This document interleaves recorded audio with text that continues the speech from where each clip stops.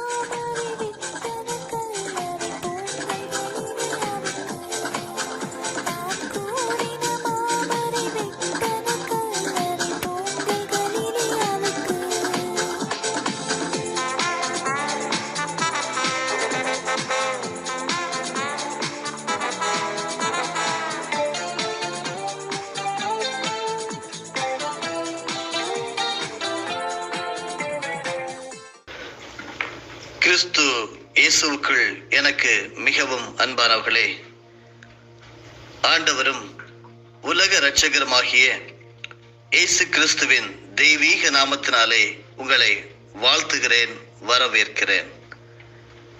Godwin John ministries தொகுத்து வழங்கும் தினம் ஒரு சத்திய வார்த்தை. இன்றைய தியானத்துடைய தலைப்பு பிறர் நலன் மீது கரிசனை. திருமறையின் ஆதார வசனம் 2 சாமுவேல் 9வது அதிகாரம் வசனம் 7. நீ பயப்படாதே, உன் தகப்பனாகிய யோனத்தான் நிமித்தம் நான் நிச்சயமாய் உனக்கு தயை செய்து உன் தகப்பனாகிய சவுலின் நிலங்களை எல்லாம் உனக்கு திரும்ப கொடுப்பேன். The second book of Samuel, chapter 9, verse 7. Do not fear, for I will surely show you kindness for Jonathan your father's sake, and will restore to you all the land of Saul your grandfather. இன்றைய தியான பகுதி 2 Samuel 9வது அதிகாரம். யோனத்தான் நிமித்தம் என்னால் தயவு பெறத்தக்கவன் எவனாவது சவுலின் வீட்டாரில் இன்னும் மீதியா இருக்கிறவன் உண்டா என்று தாவீது கேட்டான். அப்பொழுது சவுலின் வீட்டு வேலைக்காரனாகிய சீபா என்னும் பெயர் உள்ளவனை தாவீதினிடத்தில் அழைத்து வந்தார்கள். ராஜா அவனை பார்த்து, நீதானா சீபா என்று கேட்டான். அவன் அடியேன்தான் என்றான். அப்பொழுது ராஜா, தேவன் நிமித்தம் நான் சவுலின் குடும்பத்தாருக்கு தயை செய்யும்படி அவன் வீட்டாரில் யாதொருவன் இன்னும் மீதியாய் இருக்கிறானா என்று கேட்டதற்கு சீபா ராஜாவை பார்த்து, இன்னும் யோனத்தானுக்கு 2 கால்களும் முடமான ஒரு குமாரன் இருக்கிறான் என்றான். அவன் எங்கே என்று ராஜா கேட்டதற்கு சீபா ராஜாவை பார்த்து, இதோ அவன் லோதேபாரிலே அம்மியேலின் குமாரனாகிய மாகீரின் வீட்டில் இருக்கிறான் என்றான். அப்பொழுது தாவீது ராஜா அவனை லோதேபாரில் இருக்கிற அம்மியேலின் குமாரனாகிய மாகீரின் வீட்டிலிருந்து அழைப்பித்தான். சவுலின் குமாரனாகிய யோனத்தானின் மகன் மேவிபோசேத் தாவீதினிடத்தில் வந்தபோது முகங்குப்புற விழுந்து வணங்கினான். அப்பொழுது தாவீது, மேவிபோசேத்தே என்றான். அவன் இதோ அடியேன் என்றான். தாவீது அவனை பார்த்து, நீ பயப்படாதே, உன் தகப்பனாகிய யோனத்தான் நிமித்தம் நான் நிச்சயமாய் உனக்கு தயை செய்து உன் தகப்பனாகிய சவுலின் நிலங்களை எல்லாம் உனக்கு திரும்ப கொடுப்பேன். நீ என் பந்தியில் நித்தம் அப்பம் புசிப்பாய் என்றார். அப்பொழுது அவன் வணங்கி, செத்த நாயை போலிருக்கிற என்னை நீர் நோக்கி பார்க்கிறதற்கு உமது அடியான் எம்மாத்திரம் என்றார். ராஜா சவுலின் வேலைக்காரனாகிய சீபாவை அழைப்பித்து அவனை நோக்கி, சவுலுக்கும் அவர் வீட்டார் எல்லாருக்கும் இருந்த யாவையும் உன் எஜமானுடைய குமாரனுக்கு கொடுத்தேன். ஆகையால் நீ உன் குமாரரையும் உன் வேலைக்காரரையும் கூட்டிக் கொண்டு உன் எஜமானுடைய குமாரன் புசிக்க அப்பம் உண்டாயிருக்கும்படி அந்த நிலத்தை பயிரிட்டு அதன் பலனை சேர்ப்பாயாக. உன் எஜமானுடைய குமாரன் மேவிபோசேத் நிமித்தம் நித்தம் என் பந்தியிலே அப்பம் புசிப்பான் என்றான். சீபாவுக்கு 15 குமாரரும் 20 வேலைக்காரரும் இருந்தார்கள்.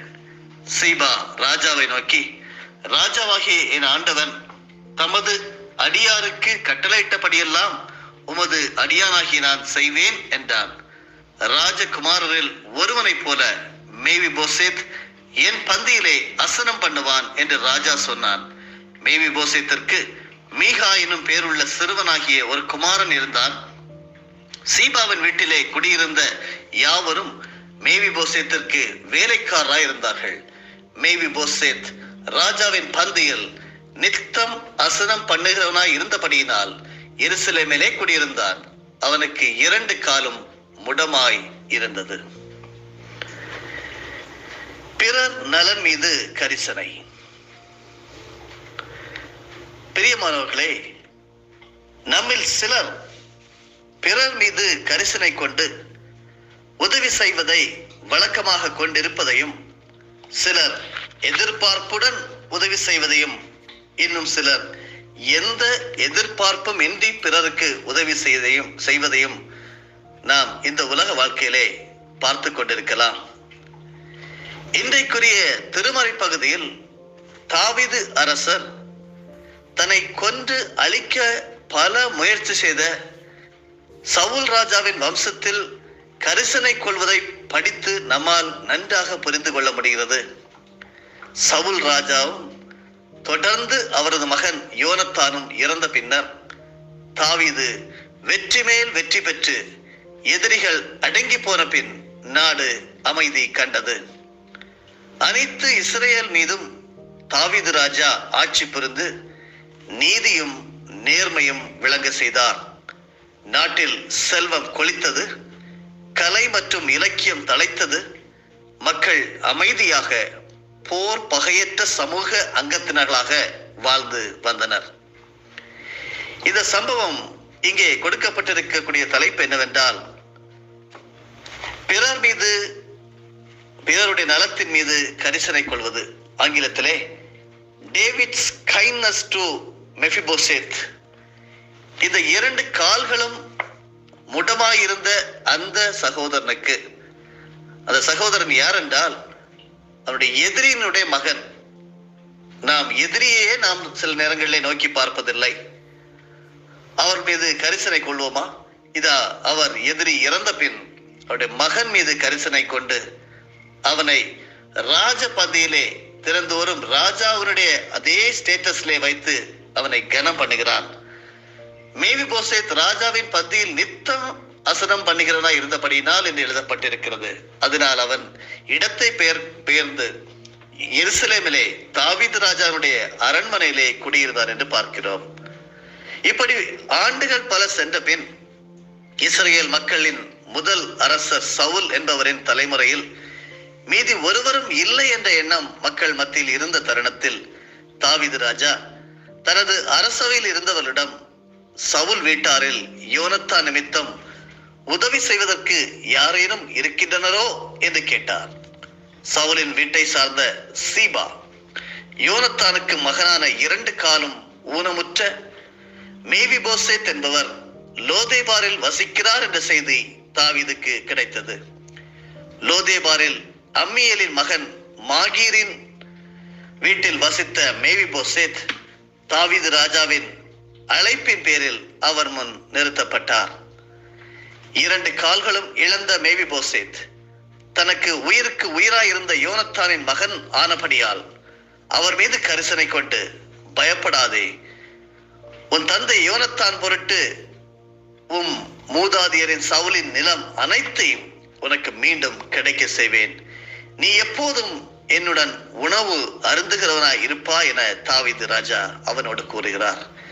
யோனத்தானும் தாவீதும் மிகவும் நேசிக்கப்பட்ட ஒரு நண்பர்கள். அப்படிப்பட்ட சூழ்நிலை தான். நண்பர் இறந்த போது கூட நண்பருடைய குடும்பத்தின் மீது தாவீது ராஜா கரிசனை கொள்கிறார். அவருடைய நலன் மீது அன்பு கொள்கிறார். அன்பானவர்களே, அதன்படி என்ன நடந்தது?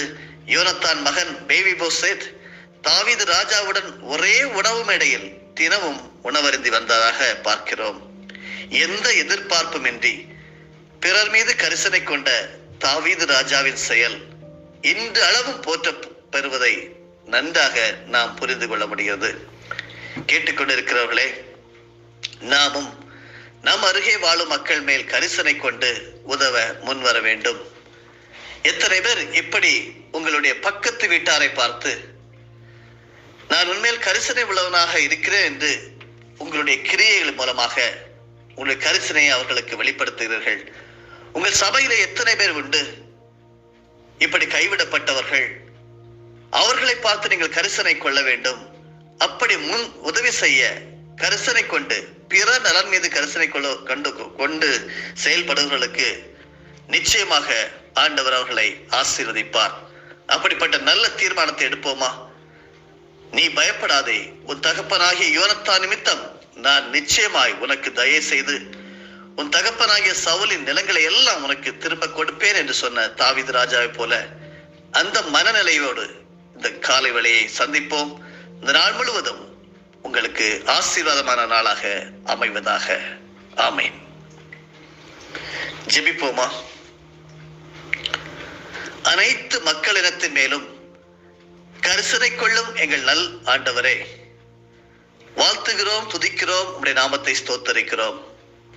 கிடைக்கப்பெற்ற ஒரு நல்ல ஜெப வேலைக்காக, தியான வேலைக்காக உமக்கு நன்றி செலுத்துகிறோம். என்னோடு இணைந்து உம்மை தேடிக்கொண்டிருக்கிற ஒவ்வொரு ஆத்துமாக்களையும் கர்த்தர் பார்த்து கொண்டிருக்கிறீர். உமக்கு ஸ்தோத்திரம். பிறர் மீது நாங்கள் எப்படி கரிசனை கொள்ள வேண்டும், அது எங்களுடைய வாழ்விலே எப்படி ஆசீர்வாதமாக இருக்கிறது என்பதை நாங்கள் தாவீதினுடைய வாழ்க்கை மூலமாக கற்றுக்கொண்டோம். ஆண்டவரே, எங்களை சுற்றி வாழும் சக மக்களினிடையே காணும் தேவைகளில் அவர்களில் அக்கறை கொண்டு கரிசனையோடு உதவ அருள் புரியும். இயேசுவின் மூலமே பிதாவே, ஆமேன். என் ஆத்துமாவே கர்த்தரை ஸ்தோத்தரி, என் முழு உள்ளமே அவருடைய பரிசுத்த நாமத்தை ஸ்தோத்தரி. என் ஆத்துமாவே கர்த்தரை ஸ்தோத்தரி, கர்த்தர் செய்த சகல உபகாரங்களையும் மறவாதே.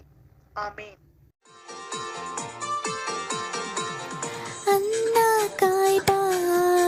சங்கம் அதிரடி கொள்ளுகின்றார். பூத கணங்கள் இடியொலி கண்டு பயந்து நடுங்குகின்றார். பூத கணங்கள் இடியொலி கண்டு பயந்து நடுங்குகின்றார்.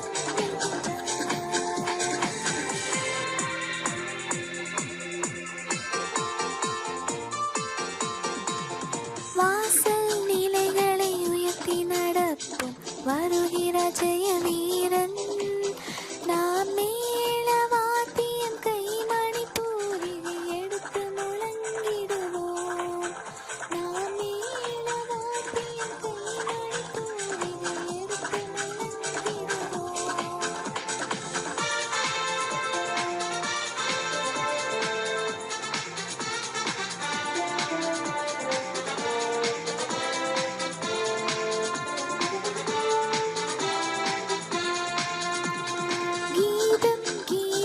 ஜெய ஜெய கீதம் கை கட்டி பாடிடுவோம்.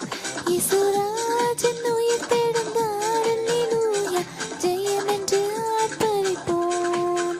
இசுராஜன் உயிர் தெழுந்தார், அல்லேலூயா, ஜெயம் என்று ஆர்ப்பரிப்போம். நம்முடைய ஆண்டவராகிய இயேசு கிறிஸ்துவின் மூலமாக உங்களை நாங்கள் மனமாற ஆசீர்வதிக்கிறோம்.